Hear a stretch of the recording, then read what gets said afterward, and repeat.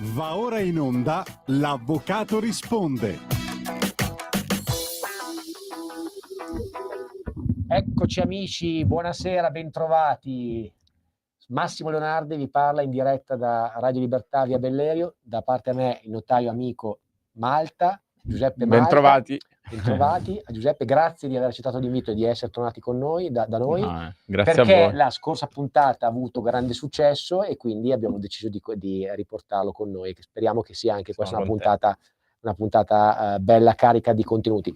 Vi diamo subito il numero di telefono 02 9294 7222 per chiamarci in diretta. Mi raccomando, fateci sentire il sostegno, approfittate, torturiamo un po' il notaio con domande, no scherzo, però chiamateci con domande che possono anche essere diverse dall'ambito notarile. Insomma, si parla di diritto, si parla di economia, si parla di quello che è nella cerchia di queste materie, no? Quindi non abbiate paura, timore, non mangiamo nessuno, anche se una domanda, diciamo sempre, sembra banale, non la è, serve a tante persone che ci stanno seguendo. Potete anche scriverci su WhatsApp, il numero di sovraimpressione è 340 670 9659 e poi c'è la nostra email dove potete scriverci anche fuori programma e potete porci le domande che noi rileggeremo e riformuleremo con le risposte nella puntata seguente. Possiamo partire, diamo una piccola scaletta di quelli che saranno gli argomenti di oggi. Ovviamente parliamo di testamento, c'è qua il notaio, parliamo anche di società, di apertura di società, PEC degli amministratori, un po' un'evoluzione delle ultime novità che ci sono state in ambito appunto di apertura di SRL e di società di capitali in generale, e però voglio fare subito una domanda al notaio, perché mi aveva chiamato qualche puntata fa, un telespettatore mi aveva posto una domanda a cui io ho risposto ovviamente non tecnicamente perché non sono sicuramente un notaio. Allora, chi meglio di Giuseppe del notaio può dirci quanto segue? Il discorso del testamento è sempre spinoso, ma l'esempio che faceva il telespettatore era la persona era morta in un paese dove, diciamo così, non aveva neppure il domicilio, e purtroppo lui poneva la domanda ma il testamento dove vale? Vale nel luogo in cui muore oppure vale nel luogo dove aveva l'ultimo domicilio o residenza? Notaio, com'è quella situazione? Svisceraci bene questo punto. Sì, è chiaro che la presenza in un paese in maniera momentanea e temporanea non può determinare come dire, che la successione venga regolata in quel paese lì, Ecco, sarebbe assurdo, sì. no? Mi trovo lì momentaneamente 2 o 3 giorni e Che è un caso che può capitare, un evento, un incidente, una incidente. cosa, ovviamente è sempre la legge o nazionale de cuius e poi nello specifico l'ultimo domicilio è quello che determina anche le competenze territoriali in ambito di tribunale, in ambito quindi di... è diciamo nel luogo dove si è Sì. stati per l'ultima volta, Sì, si può dire, no? dove si Vive. dove si hanno i propri interessi. Dove hanno i propri interessi. Ritorna al discorso degli esatto, interessi, un po' come il fisco, no? Ti dice Sì, la residenza fiscale dove ce l'hai, non basta avere la pezza di carta dove è scritto la residenza a Monte Carlo, ovviamente, Monte Carlo, ma devi avere anche il centro di interessi lì. Se hai la residenza a Monte Carlo, ma hai i tuoi affari a Milano, evidentemente c'è una prova provata che tu hai la residenza. Poi ovviamente se risiedevi in un paese dove per esempio si potevano fare patti successori che da noi non si può, ecco, bravo, i patti successori, come nel caso, casi di cronaca importanti, si gioca tutto su dove viveva effettivamente il soggetto, perché se vive in Italia chiaramente si applica la legge italiana con i divieti che ne conseguono. Se invece si applica quella in cui si dimostra che effettivamente non viveva lì e che era, diciamo, una semplicemente simulata la presenza, allora il discorso cambia. E quanto è importante sempre, diciamo,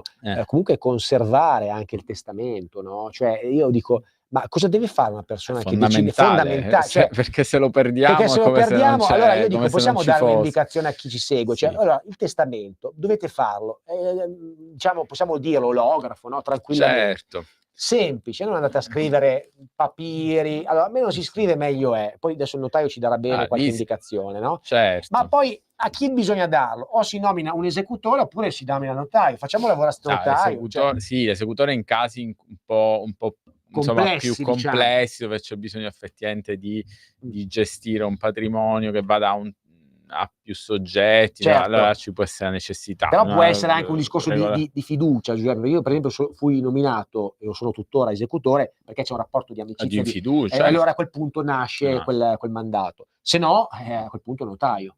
Sì, che tu sei depositario, nel senso che tu tieni in deposito. Tengo io, non che sei nominato esecutore testamentario nel testamento, è diverso. Sì. Fiduciariamente lo può tenere in deposito chiunque, quindi anche un avvocato può come professionista di fiducia conservarlo, poi quando ci sarà l'evento andrà da un notaio per la pubblicazione. Oppure si può scegliere di depositarlo fiduciariamente sempre o dal notaio, appunto ripetiamo da qualsiasi altro professionista o soggetto di fiducia, il quale semplicemente lo alla conoscenza dell'evento morte dovrà essere poi pubblicato, si dice, cioè registrato e reso un atto pubblico. Ma il notaio, quando riceve mettiamo che io sono depositario del testamento e vengo da te a portare il testamento, la prima attività che fa il notaio qual è? Verificare se ce n'è uno, cioè fa una ricognizione anche di questo tipo? No. Noi abbiamo l'obbligo di pubblicarlo. Perfetto. La pubblicazione avviene tramite un'allegazione a un verbale. Certo. Basta. Poi se ci dovesse essere una controversia, ci saranno poi i periti che stabiliranno se è falso, se è stato se quando fatto notaio, con per esempio, un'altra persona che magari è in possesso del notaio viene a scoprire che l'altro testamento è stato pubblicato, lì può nascere la controversia. Certo, perché a quel punto lui dovrà dimostrare che è successivo, antecedente. Sì, lì ci saranno, se non ci sono le date diventa più complesso, se ci sono delle date ovviamente le disposizioni sono incompatibili o se c'è stata anche una revoca nel testamento successivo, allora vale quello l'ultimo. L'ultimo. E lui cosa fa? Cosa può fare? Può andare da un altro notaio? Lui che ha in mano il testamento, mettiamo successivo a quello che è stato pubblicato. Sì, può andare può andare anche da un altro notaio, non è obbligato ad andare al notaio che aveva pubblicato il primo.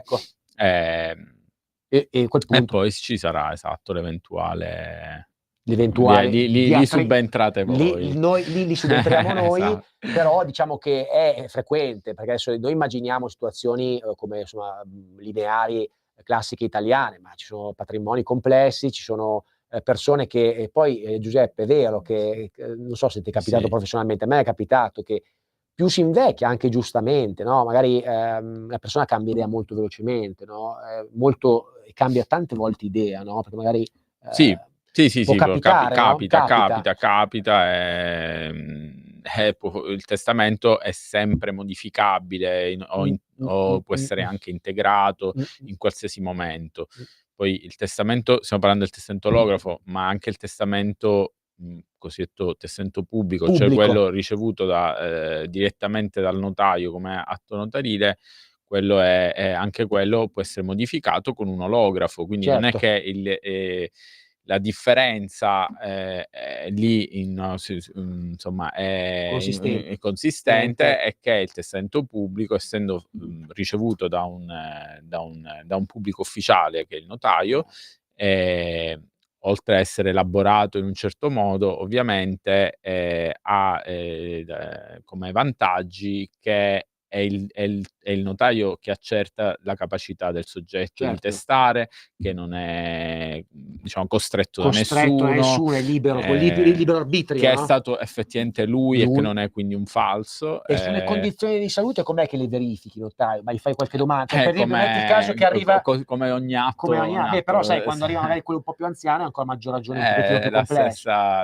Qualche percezione tua per capire se... L'unica differenza che dà l'ordinamento da questo punto di vista è che ci consente di poter ricevere un testamento anche quando il testatore sottoscrive con grave difficoltà. cosa che invece non è prevista in altre procedure. Quindi anche se si sottoscrive con grave difficoltà, percepisci che la firma è in grave difficoltà, perché magari ha una condizione di salute non idonea, però intellettualmente è presente. Intellettualmente deve esserlo, deve esprimerti la sua volontà, quindi deve essere necessariamente. Sì, ricordo quel famoso aneddoto che poi ha portato alla morte di Berlusconi quando morì, la prima volta che poi tornò in ospedale, ci fu quella, poi da quello che mi risulta non ne scatenò un contenzioso, fece il testamento e scrisse: se non torno dall'ospedale lascio tutto a questa condizione, aveva posto dei dubbi sulla validità, no? Cioè, se non torno lascio, cioè, allora, questo per dirvi che più cose semplici si scrivono e meglio è. Evitare frasi che possono essere interpretate, perché lì non ne uscì un contenzioso, almeno da quanto ho dato sapere, ma in altri casi potrebbe essere sì, perché il testamento può contenere anche dichiarazioni che non sono prettamente sul patrimonio, no? Esatto. Pensiamo, visto che avevi tu pubblicato col Papa la tua insomma esperienza con tua mamma che avevate conosciuto, anche i papi fanno i testamenti, questo l'abbiamo appreso ultimamente. E i loro testamenti ovviamente sono più dell'anima, ma anche in qualche modo lasciano il loro patrimonio, che può essere anche uno scritto tipico, può essere, magari uno scritto, immaginiamo un'enciclica che non sia terminata, perché effettivamente Papa Francesco non mi ricordo quante encicliche fece, però insomma quello che si è scatenato mi ricordo fu Benedetto, insomma io non so, dico, possono esserci delle attività intellettuali e letterali che possono essere interrotte, allora quindi al testamento ci possiamo sbizzarrire, possiamo scrivere tutto quello che vogliamo, anche disposizioni a favore del corpo e anche per esempio di enti benefici spesso a volte accadono. Insomma, io testamento solidale, se voglio lasciare un qualcosa a un'associazione benefica, si chiama il cosiddetto testamento solidale. In questo caso invece, se c'è un esecutore testamentario, l'esecutore cosa fa? Lavora un po' con il notaio in questo caso? La collaborazione è molto stretta, perché deve lui, che è preposto a fare tutte le attività insieme al notaio per diciamo cambi catastali, fare in modo che le disposizioni del testatore abbiano poi effettiva concretezza. Quindi la classica ipotesi è: ti nomini il esecutore testamentario affinché tu possa vendere l'immobile, classico, e con i soldi ricavato pagare dare a X quindi diciamo che l'esecutore fa proprio anche i bonifici, corretto, giusto? Cioè prende in possesso del conto corrente del decuius attraverso un'autorizzazione, e poi la banca gli eroga una volta erogato, oppure è la banca stessa che prende le istruzioni e paga anche il notaio a questo punto? Paga anche te, l'esecutore? Sì, può anche accadere. Perché a quel punto diventa lui. Sì, o c'è sempre comunque un erede, è l'erede che diciamo ha sempre il... E chi comanda? L'esecutore o l'erede? No, non è che non c'è un comando, l'esecutore testamentario è, diciamo, una funzione di programmazione di tutto quello che deve avvenire, cioè deve ottemperare alle istruzioni che siano lecite, che ha lasciato, controllare che vengano effettivamente disposte, poi ovviamente l'erede o gli eredi che sono gli effettivi titolari. Però diciamo che l'erede deve limitarsi a verificare che quello che è il testamento venga a lui assegnato, però diciamo non può contestare certo le volontà che ha lasciato il testatore. O le accetta così, oppure se vuole impugnare il testamento perché ritiene di essere stato leso, è tutto un altro. Certo. Comunque vedete bene che difficoltà, io non so, dico sempre, in Italia manca un po' quella, diciamo così, quella cura, no, che si deve avere in questi casi. Troppe volte si entra in gioco tardi, cioè la pianificazione, non è che voglio stressare sul punto, perché non è che voglio fare quello che... Però in generale parlo più in questo caso meno da avvocato, ma più da confidente o da persona che vi parla dandovi un consiglio spassionato. Cioè verificatele bene queste cose, cioè non arrivate all'ultimo momento a realizzare che avete tot soldi in banca e non sapete a chi darli, oppure non sapete, cioè verificatelo prima con un notaio, andate da un notaio, andate da un avvocato, un commerciale, insomma quando soprattutto la posta in gioco è alta, come diceva il notaio. È chiaro che se c'è una situazione abbastanza lineare con un figlio, insomma, quando comincia a essere 2, 3 figli, patrimonio consistente, immobili all'estero, insomma, credo che valga la pena, perché poi credo che una volontà anche di chi muore è che poi dopo la sua morte non nasca un litigio, cioè almeno io dentro la mia testa vorrei che quando morissi, cioè non è che i miei eredi si scannassero per la mia eredità, cioè mi sembra che il desiderio comune sia quello di fare che ci sia, cioè, ma anche infatti nelle piccole eredità il testamento è uno strumento utilissimo, perché il testatore dice appunto questo lascia a questo lascia a questo, e non c'è possibilità di diciamo di quindi se ho 3 figli o 3 case, facciamo un esempio, non devono essere i miei 3 figli a decidere quale casa prendermi, perché lì potrebbe appunto succedere che si litighi, ma è il testatore stesso che conosce benissimo le esigenze di uno o dell'altro, dice tu vivi a Roma, ti prendi a casa a Roma, tu vivi a Milano, adesso la faccio semplice, però ovviamente potrebbe anche essere però una questione, poi anche lì una lite, perché poi potrebbe dire quella casa vale di più della mia? Potrebbe anche lì generarsi no, perché no. Le piccole differenze ovviamente bisogna tenere conto che intanto tutti noi abbiamo una parte che dobbiamo dare ai nostri figli o al coniuge, e una parte che invece possiamo liberamente dare a chi vuole. È una quota mobile, si dice, sì, esatto, dipende dal numero di figli. Esatto, quindi comunque piccole differenze, non è che vanno a incidere. No. Poi sarebbe una follia impugnare un testamento se io ho ricevuto una casa e i miei fratelli hanno ricevuto cose più o meno, ovvio non ci sarà mai la precisione, no, però più o meno, come dici tu, è fondamentale anche la coerenza, no? Giustamente ti dici, cioè uno figlio vive a Napoli, sulla Napoli ti lascia a casa Napoli, come fai a impugnarmi il testamento che ti preso a casa Napoli? Cioè, sarebbe un qualcosa di temerario, diciamo. Anche perché le cause durano 20 anni. Sicuro, ma poi su questo, in questo ambito bisogna pagare avvocati, quindi non conviene. No, il testamento invece è al contrario un buono strumento proprio per evitare lite. Quindi signori, mi raccomando, non dormiamo, cioè stiamo attivi, svegli, cioè voglio dire, già il fatto che non chiamate mi sta un po' innervosendo, quindi vi rilascio il numero di telefono 02 9294 7222. So, io faccio paura, non credo. Il notaio sembra cattivo. Sì, il notaio sembra che dentro lo sguardo il notaio sembra serissimo, lo è, no, però invece è molto tranquillo. E anche io sembro, ma guarda, potete tranquillamente chiamarci. Anche per salutarci. Anche per salutarci, cioè diteci cosa fate il ponte 2 giugno, non lo so, cosa volete che vi sia. Noi lavoriamo, comunque saremo via, ma insomma, chi sceglie di fare il nostro lavoro, bene o male, è sempre un po' attivo, tranne i periodi un po' di estivi in cui stacca, però insomma, credo che anche il notaio, i professionisti, se abbiamo scelto sto lavoro, la disponibilità deve esserci. Bisogna lavorare. Bisogna portare a casa la pagnotta.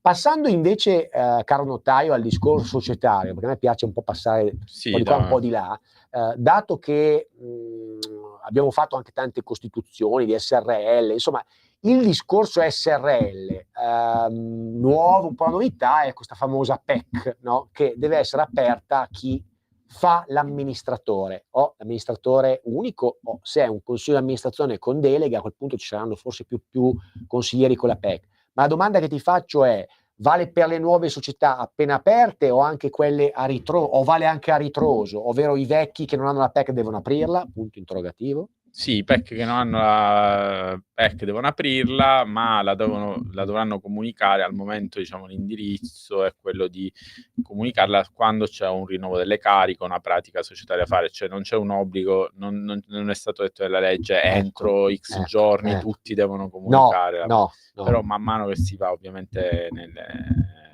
nel rinnovo delle cariche o comunque nella gestione delle pratiche lo si deve fare. Commercialisti, sì. E l'altro giorno ho visto una Cassazione molto interessante sul discorso PEC e validità della notifica.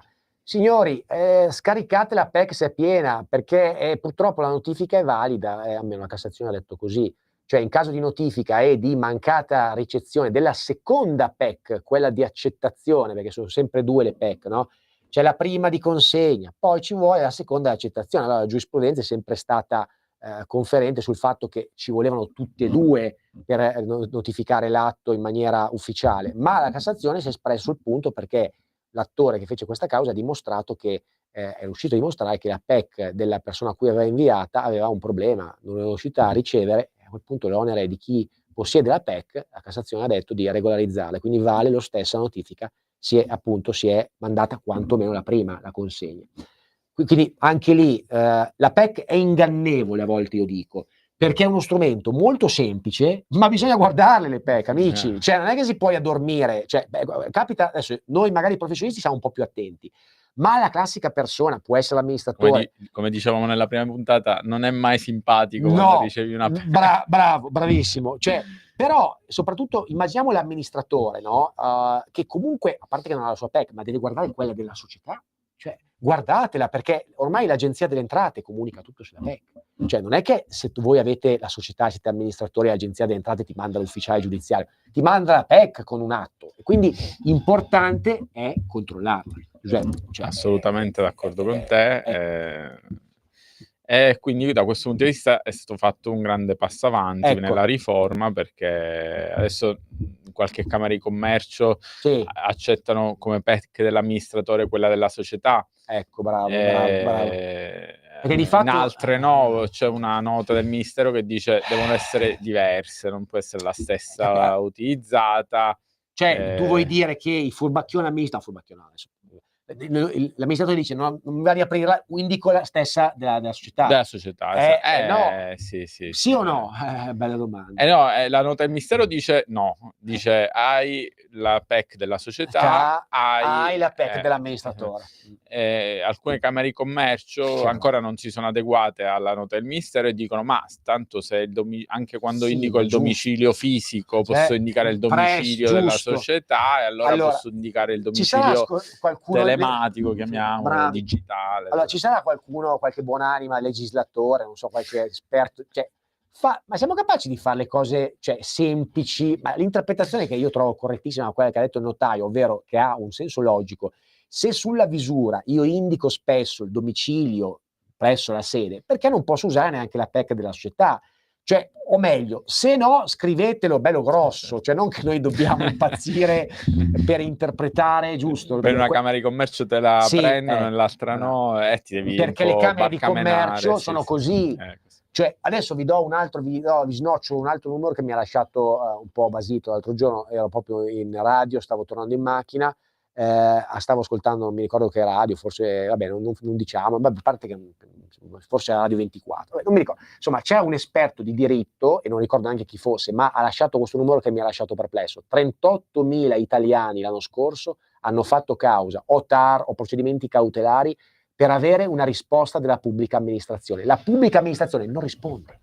Cioè, ma vogliamo essere veramente, lasciatemi togliere sto sassolino, perché sennò io non posso vivere così. Cioè, l'amministrazione, la pubblica amministrazione deve ottemperare alle richieste. Cioè, se io scrivo come avvocato e scrive il notaio, tu entro 6, 4, 5 giorni mi devi rispondere. Non rispondo, o meglio, 38.000 italiani hanno fatto una procedura giudiziaria l'anno scorso, passato, per ottenere una risposta. Io credo che questo sia inaccettabile, lo dico proprio chiaramente. Tutti siamo impegnati, notaio, Leonardi, però se uno scrive e tu sei nella pubblica amministrazione, hai l'onere, dovere morale, sociale di rispondere. E si spera correttamente. Però la mancata risposta io credo che sia grave, perché, ripeto, il notaio ovviamente ha le sue segretarie, noi abbiamo anche le nostre segretarie, ma è un rispetto per chi svolge il lavoro in generale, cioè ottenere una risposta che sia no, sì, ovviamente non c'è alcuna pretesa di avere la risposta rispetto a quello che io chiedo, ma deve esserci o sì o no. Quindi l'invito è rispondere al cittadino, magari a maggior ragione se è un pensionato, se è una persona che non ha neanche gli strumenti, no? Perché noi abbiamo gli strumenti, ma pensate alla persona che magari va e fa delle domande e non riesce a ottenere. Questa è una piccola cosa che ho scoperto, cioè, ho preso di questa notizia e ve la volevo raccontare. Rilascio ancora il numero 029294 7222. Sulle società diamo ancora un piccolo input, Giuseppe, sulle costituzioni, notaio, sulle costituzioni. Sì, adesso mi dice la regista che c'è un minuto di pausa, giustamente. anche noi abbiamo bisogno della pausa. Sì. Allora facciamo così, faccio un piccolo cenno e poi alla ripresa parla il notaio. Vorrei parlare, stateci a sentire dopo la ripresa, sulle società, sulla costituzione delle società, tempi, cosa serve per costituire una società, comparazioni tra i vari modelli di società semplice, società giuridica, società di persone, ditta individuale, il notaio non c'entra. Faremo tutto un excursus cercando di essere più semplici possibili per dare qualche indicazione a qualche coraggioso che volesse fare l'imprenditore, che vuole intraprendere, e vuole intraprendere la carriera imprenditoriale. Ci vediamo dopo la pausa. Ciao. Porta con te ovunque Radio Libertà. Scarica la app per smartphone o tablet dal tuo store o dal sito radiolibertà.net. Cosa aspetti? Un nuovo modo per sostenere la tua radio. Visita radiolibertà.net. Ti basta un click e potrai versare il tuo contributo volontario direttamente online. Potrai donare con ogni tipo di carta di credito, anche prepagata. Ti aspettiamo online su radiolibertà.net. Sostieni la tua radio con il tuo contributo volontario. Radio Libertà. La tua radio. Diamo voce alla nostra gente.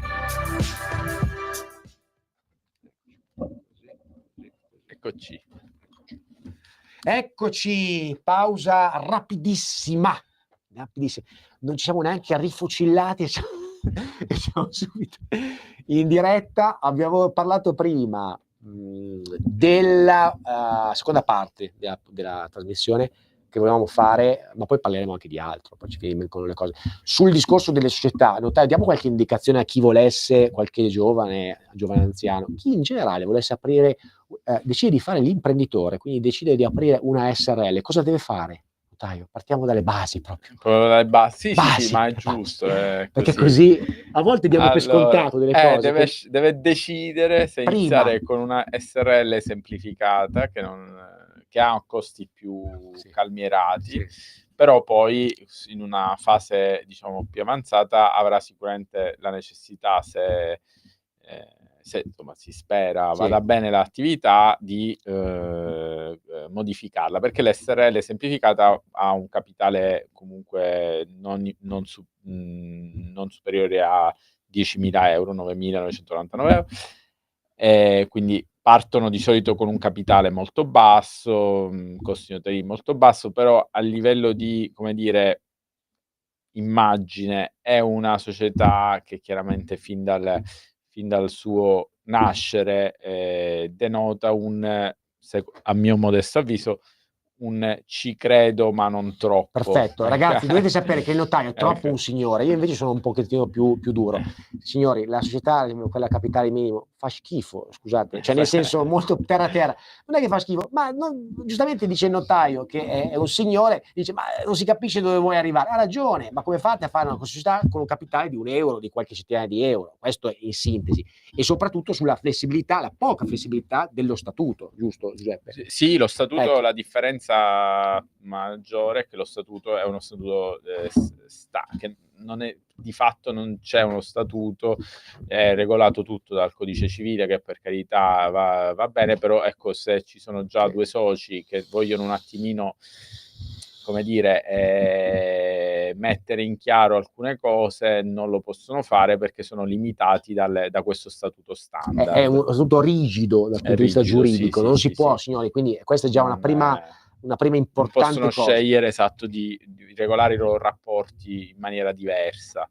In quel caso lì la scelta è obbligata e si deve andare verso una SRL standard ordinaria, esatto, dove con capitale di 10.000. Esistono anche le SRL ordinarie a capitale ridotto, c'è però l'obbligo di imputare una riserva pari al 20% annuale ogni volta che approvi il bilancio, quindi gli utili, il 20% degli utili devono essere destinati a riserva legale fino al raggiungimento del patrimonio del 10.000 di patrimonio. Del 10.000, scusami, ok, non la riserva legale, scusami, esatto. Mi ho confuso con la riserva legale. 5% è la riserva legale. Perfetto. Se invece faccio una SRL ordinaria sotto i 10.000, Cioè tu devi integrare i 10.000 di fatto. Esatto, Okay, hai delle limitazioni in ambito di distribuzione degli utili, che quindi non sarà la riserva legale non sarà il 5%, ma il 20% annuale, e quindi c'è questa limitazione. Quindi torniamo ai 10.000, dove invece non avreste queste limitazioni. Se fai una 10.000 ordinaria, con la possibilità anche di non versare il capitale sociale, se sei più di un socio, puoi versare solo il 25 e richiamare dopo.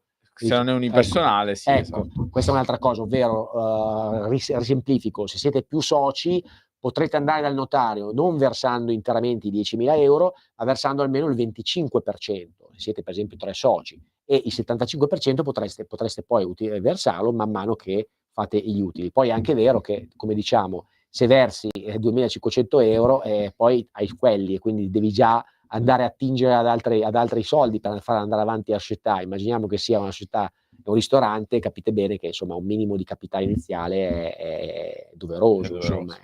E ecco, questa è un po' la sintesi. Invece sulle società di persone, qual è il trend? Si costituiscono ancora? Sono curioso. Sì. Quando vedi che più... ecco, spiegami un po', quando è che vedi ultimamente la costituzione di società semplice? Mi incuriosisce. Di società di persone. Di persone, scusami, sì. Le società di persone, allora, le realtà molto diffuse delle società di persone sono società di tipo familiare. Eccolo. Ok. Poi ci sono anche lì, c'è la SNC, dove sono tutti illimitatamente responsabili e di norma sono tutti amministratori, oppure la cosiddetta SAS, dove alcuni soci è come se avessero una quota di SRL, tra virgolette, si chiamano accomandanti, e gli accomandatari invece sono i soci operativi, responsabili proprio. Sì, questo è molto utile nei rapporti familiari, può essere molto utile. Quindi, per esempio, faccio l'esempio classico, c'è il papà che sta, insomma, gestendo la sua pizzeria, mi viene in mente la pizzeria. A noi piace la pizza. Ho fame. Anch'io. Un figlio lavora da un'altra parte, il figlio invece che gestisce con lui la pizzeria è socio accomandatario, l'altro socio che non gestisce la pizzeria è accomandante, hanno la stessa quota di società, però è utile perché ci sarà un figlio che è di fatto l'amministratore e che gestisce tutto, e l'altro socio che prenderà, poi in base anche ai loro accordi, una quota inferiore di utili, però con una quota di società che ti dà la possibilità di non essere illimitatamente responsabile. Tu, l'avvocato, sai bene quanto è importante che la mia responsabilità sia limitata al valore della quota e non assolutamente e non vada a intaccare il mio patrimonio. Quindi è anche una società che si vede spesso appunto o nei rapporti familiari o comunque anche in realtà ben strutturate. Sì, prima le farmacie, ad esempio, ecco, è vero. dovevano necessariamente essere stabilite con società di persone. Adesso poi hanno cambiato, e dal 2000 possono essere finalmente SRL anche. E su questo Giuseppe è stato, però storicamente è vero, su quasi tutte le società di persone. C'è stata un'evoluzione in più su questo, che abbiamo visto anche noi professionalmente, perché le farmacie hanno fatto gola a molti fondi di investimento, e quindi questa riforma del cambio di società di capitale è stata molto gradita, perché evidentemente si riesce ad avere una quantificazione economica e contabile più puntuale rispetto a una società semplice o società di persone, perché la contabilità con l'SRL viene gestita più puntualmente, di bilancio, e quindi quello è stato un'evoluzione positiva, perché ha portato tanti fondi e pian piano a acquistare farmacie individuali, perché è un business che grandi fondi di investimento. Prima i fondi non potevano partecipare, società di persone, ovviamente. Perché esatto, quindi quello è stata un po' la modifica, e la farmacia era un po' particolare, la disciplina. Prima la disciplina, e soprattutto una farmacia ricca, di fatto è un business veramente redditizio, soprattutto in certe zone di Milano, insomma. Anche sui passaggi generazionali era difficile, poi magari il figlio non faceva il farmacista, quindi c'è stata questa evoluzione che ha cambiato un po' le carte in tavola. Quindi quella è un po' la caratteristica fondamentale delle società di persone, si scelgono. È chiaro che più la società è commerciale, è produttiva, e meno magari si opta per questa soluzione, credo, nel senso che evidentemente se una società produce un'industria o già soltanto nei ristoranti dove hai più soci, insomma, che non sono familiari, è chiaro che si tende a fare l'SRL. Insomma, il consiglio che noi diamo è che l'SRL, se sfruttata bene, ha degli ottimi margini anche di evoluzione, diciamo così, di business, no? Perché ti consente di essere, insomma, operativo su vari fronti, avendo una responsabilità limitata poi, perché di fatto è doveroso almeno avere la garanzia che non ne rispondi personalmente su certi tipi di fatti, no, della società, quindi quello è un po'. E invece, Giuseppe, scusami, sul discorso cooperative così, quando è che nascono di solito le cooperative ancora adesso? La cooperativa è tutto un altro mondo, mondo. Lì serve per fare in modo che gli stessi soci possano usufruire dei servizi della società stessa, no? Quindi c'è una sorta di mutualità nella cooperativa che normalmente nelle attività non abbiamo, ecco. Ecco, vedi, questa è un po' la novità. Sì, poi con le cooperative, insomma, più che mi viene in mente banche. La cooperativa produce servizi per i soci stessi, certo, ecco, quella è la logica, per gli associati. Certo. Vi lascio il numero, dai, almeno una telefonata fatela, se no ci offendiamo. 0292947222, poi sono già in ferie, cosa volete che vi dica? Milano ha questa caratteristica, anche quando sente odore di ponte la gente va via. Siamo al giovedì, però domani è ancora venerdì. Detto ciò, magari ci ascoltano dalla macchina, ci ascoltano dalla macchina, fateci la telefonata, ci ascoltano dalla macchina, toglietevi questo sassolino e chiamateci e chiedeteci un po' di cosine. Abbiamo parlato delle società, abbiamo parlato del testamento, possiamo fare un cenno sugli atti, per esempio, che riguarda, abbiamo fatto una pratica insieme, notaio, sul discorso delle atti validati con apostilla. Cos'è questa apostilla? Un'altra cosa che ti volevo chiedere. L'apostilla è una, chiamiamola, autentica da parte di un'autorità, certo, sulla firma del pubblico ufficiale che ha autenticato il documento. Certo.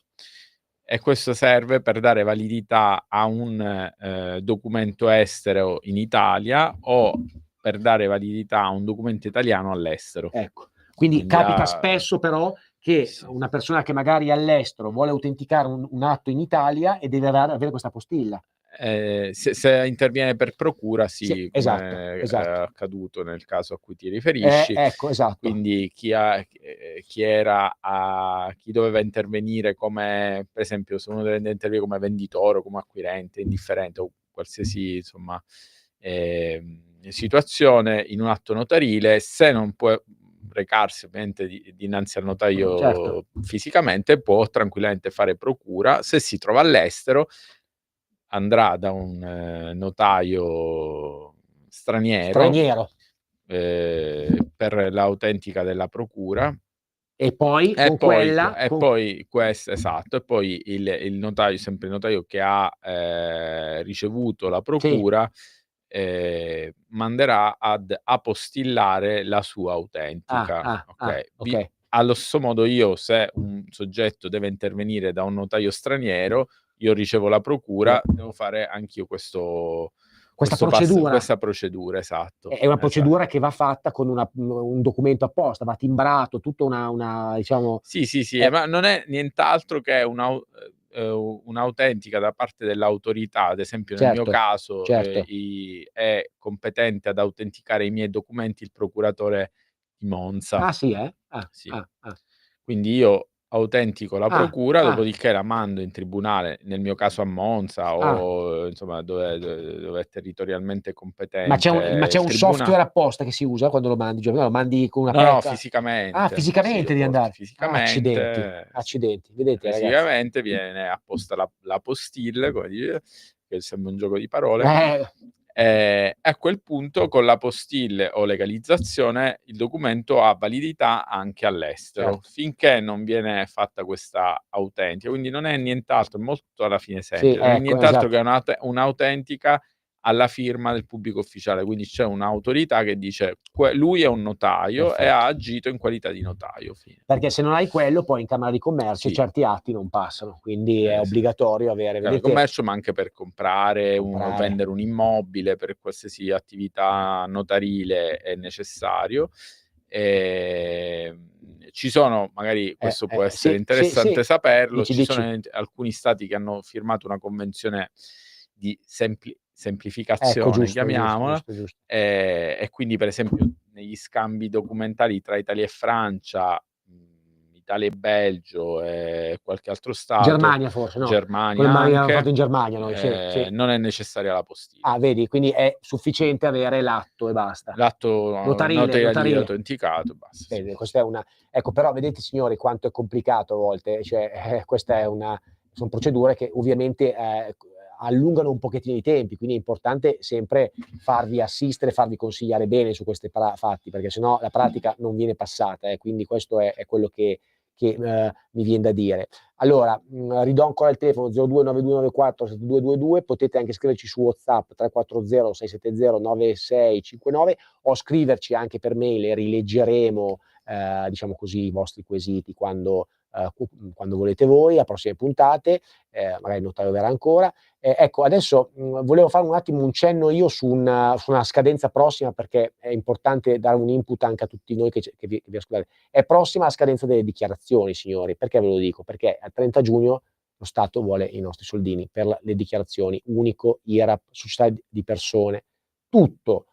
Ricordate che entro il 30 giugno dovete pagare gli acconti, quindi scaricate la dichiarazione precompilata. Scusa notaio, ma un piccolo cenno che mi aveva... No. Perché è importante. Serve anche a me ricordarmelo. Dichiarazione precompilata che si può scaricare dal cassetto fiscale, professionista, dategli i dati e liquiderà le imposte, perché entro il 30 giugno, salvo proroghe, perché possono anche se ci deve proroghe, di solito siamo anche un paese di tante proroghe noi, quando si arriva sotto scadenza che c'è un po' di confusione, si proroga, salvo proroghe, entro il 30 giugno c'è la scadenza delle tasse, quindi ahimè usciranno un po' di soldini a tutti noi, però è fondamentale rispettare la scadenza e soprattutto dare ai commercialisti tutte le proprie dichiarazioni di redditi.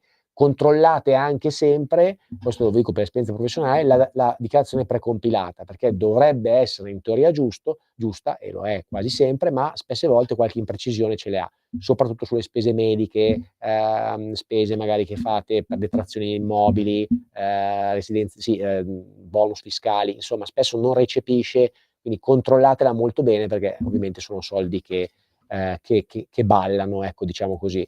Vediamo un attimo di cosa possiamo parlare ancora. Passiamo ancora un piccolo cenno ancora sui testamenti e tutto, no? Sulle quote legittime, notaio. Abbiamo parlato di diamo un esempio concreto, giusto per chi ci ascolta. Intanto ti do una mia, diciamo così, perché uscendo dallo studio uno dei miei collaboratori ha detto notaio, ma la cosa che chiedono spesso al telefono, lui ne riceve di telefonate, bravo, vai. Dice ma io ho ricevuto da mio padre un'eredità, ho un immobile a Milano, e poi delle quote di comproprietà in Sicilia, in Calabria, in Puglia, case diroccate dove nessuno è. Dice posso rinunciare solo a quelle? Ecco, la risposta purtroppo in sede di successione è no, nel senso che io o accetto tutta l'eredità o rinunzio a tutta l'eredità. Quindi se mi voglio beccare l'eredità, devo beccarmi la casa a Milano, il conto corrente e anche eventuali quotine che magari sono pervenute dai nonni, insieme ad altri cugini, nipoti. Cioè non puoi fare, tra virgolette, lo schizzinoso, diciamo. No, purtroppo no. Oppure notaio, cos'è il beneficio di inventario? Vogliamo spiegare bene o male cos'è? Perché questa è un'altra domanda che credo che avvenga tanto, no? Beneficio di inventario è una... Tipica.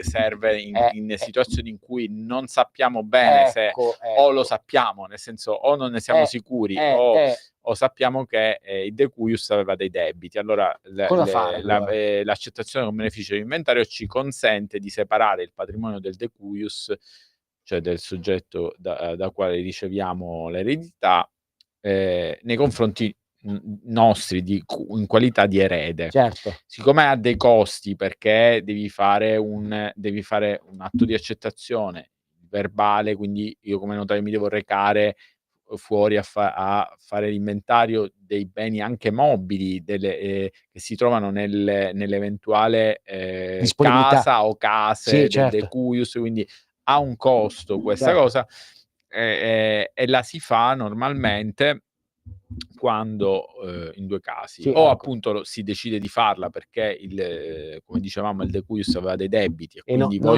c'è chiarezza, esatto, non c'è chiarezza e quindi voglio che quei debiti rimangano debiti dell'eredità e quindi non ne devo rispondere io col mio patrimonio, e quindi questo è utilissimo. Oppure in alcuni casi la legge ti obbliga, quindi se a ricevere l'eredità è ad esempio un minore o un soggetto interdetto o inabilitato, c'è l'obbligo di fare questa procedura qui, proprio perché sono soggetti che hanno bisogno di una tutela maggiore, non possono scegliere se accettare o meno, e quindi chiaramente... E lì, Giuseppe, si complica un po' la cosa, no? Col beneficio di inventario, perché la figura del notaio, lì cosa devi verificare? Pian piano l'asset patrimoniale? Tutto l'asset patrimoniale, beni immobili, mobili registrati, quindi eventuali. Cioè è praticamente un dare e avere, perché poi sul piatto della bilancia, prima di accettarla, in teoria dovresti vedere quello che hai come attivo e quello che hai come passivo, per poi decidere se accettarlo oppure no. No, con il beneficio di inventario tu l'accetti l'eredità, non puoi più poi rinunziarvi, però hai la sicurezza che fatto 10 di attivo, per esempio, se ho 10 di attivo e 30 di debiti, non rispondi. I creditori, esatto. Non rispondi per la quota di differenza dei debiti. Esatto. Ok, quindi è una sorta di accettazione col paracadute. Esatto. Perché hai il paracadute, esatto, cioè quei 20 non ti verranno richiesti col tuo patrimonio personale. C'è una bella telefonata, finalmente. Buonasera, con chi parlo? Da dove chiama? Buonasera, sono Alessandro, chiamo da Bologna. Tanto piacere, prego. Piacere mio nell'ascoltarvi. Allora, ho una domanda per il notaio. Io non sento. Aspetta. Domanda di cui so già la risposta, però sarebbe interessante che il notaio argomentasse un po' su questa cosa. Sì, prego. Allora, io ho 3 figli. Sì. Avendo 3 figli, non posso decidere di lasciare alla mia morte eventualmente una quota differente ad un figlio piuttosto che ad un altro, cioè non posso decidere che ad un figlio vadano più soldi rispetto ai suoi fratelli. Beh no, ci sono delle quote legittime, ok, quindi abbiamo detto, lei ha 3 figli, giustamente lei è indeciso su cosa? Qual è la domanda esattamente? La domanda è questa, posso invece lasciare una quantità differente, anche in maniera consistente, di denaro a uno dei 3 figli attraverso l'utilizzo di una polizza vita? Questa è la domanda. Ok. Allora, le polizze vita però non entrano. Scusa Giuseppe, c'è altro oppure possiamo lasciarla e rispondiamo? No, è questo. Perfetto, allora le rispondiamo subito. Grazie per averci chiamato, Grazie. Ricami ancora. Buona serata, salve. Hai ragione, non si risponde. Vai Giuseppe, prego. Sì, allora, se ho sentito tutta la domanda, perché all'inizio era interrotta. È la classica famiglia con 3 figli, lui dice posso destinare a uno dei 3 figli, magari a quota di denaro attraverso le polizze, cioè lui dice comunque... sì, infatti volevo subito ammonire che la polizza non rientra nella successione, quindi se io lascio una polizza, quella non contribuisce a decidere la quota che vado a distribuire del mio patrimonio. È una polizza, quindi solo cash in teoria, solo cash. No, il cash o anche immobili della tua del tuo patrimonio, quote societarie, titoli, quote societarie, ma aziende. non le polizze, la polizza non rientra nella successione, è un importo che viene erogato in caso di evento morte direttamente dall'assicurazione al soggetto beneficiario, quindi quella non la possiamo andare a... E se è una polizza in caso di morte, però va agli eredi. C'è una polizza in caso di morte? Sì, eredi o anche o al soggetto beneficiario però indicato nella polizza. Esatto, la risposta del notaio giustamente è: viene direttamente liquidata al beneficiario e non rientra nell'asse ereditario per determinare le famose quote legittime. Esatto. Speriamo di essere stata chiara. Finalmente la domanda mi è piaciuta. Abbiamo ancora due minuti di diretta, poi vi lasciamo. Allora faccio un piccolo recap, così poi per chiudere. Siamo stati col notaio, che ringraziamo, abbiamo parlato della successione, abbiamo parlato del testamento, abbiamo parlato delle società, abbiamo parlato del luogo dove si apre il testamento, che legge si applica. Adesso ci ha fatto una domanda molto interessante sulle quote legittime, come determinare l'asse ereditario. No, le polizze abbiamo scoperto. Insomma, tutte domande interessanti. Sì, ma sono una roba in più. Sono roba in più, esatto. Sì, ma sono una roba in più, esatto. Quindi anche in questo caso vedete quanto è importante la pianificazione prima. Quindi magari il signore pensava di sì, invece abbiamo detto che insomma viene trattata in modo diverso rispetto al denaro sul conto corrente. Ecco, questa è un po' la sintesi della puntata. Speriamo di essere stati utili. Insomma, scriveteci ancora se volete che rispondiamo in altri argomenti. Noi torneremo giovedì prossimo, non so se ci sarò io, l'avvocato Colovati, non so chi, ve lo sapremo dire come al solito con un paio di giorni di anticipo. Vi ringraziamo per aver seguito, ringrazio notaio Malta, ringrazio amico, io voi sempre per l'ospitalità, ma per un piacere. Molto bello. Per noi è un piacere, grazie Giuseppe, grazie alla regista che ha sostituito Sveva, salutiamo Sveva e a giovedì prossimo, buona serata a tutti. Ciao. Avete ascoltato